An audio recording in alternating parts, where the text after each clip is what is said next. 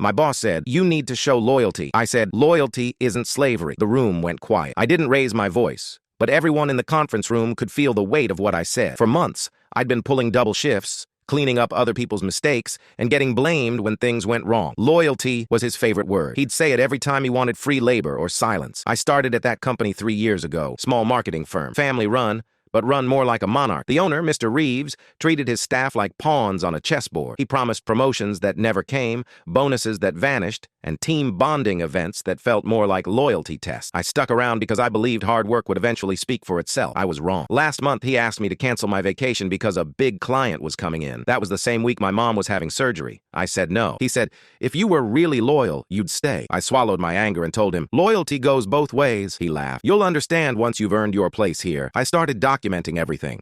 His false promises, the unpaid overtime, and even the emails where he asked me to lie to clients about project timeline. I was done being his obedient soldier. One night, I sent all those files to HR, not the local one, corporate, and I didn't stop there. I also copied our biggest client, the one whose campaign he'd been mishandling for months. A week later, he called an emergency meeting. He looked pale. Corporate had launched an investigation. He tried to play innocent, saying he didn't know how these misunderstandings happened. But HR had the receipts. Every one of them. He called me into his office after the meeting. "You think you can go behind my back?" His voice was shaking. "You destroyed me." I stared at him. "No, you destroyed yourself. I just showed them what was already there." 2 days later, security escorted him out of the building. The entire office watched as he tried to keep his head high, clutching his little box of personal items. The man who once demanded loyalty left alone. Not a single person saying goodbye. HR later promoted me to team lead, not because I wanted revenge, but because I'd earned it. My coworkers started thanking me quietly, saying they'd all been too scared to speak up. One even said, "You freed us." But the part that hit me hardest came weeks later. His daughter, who had interned with us the previous summer, sent me a message.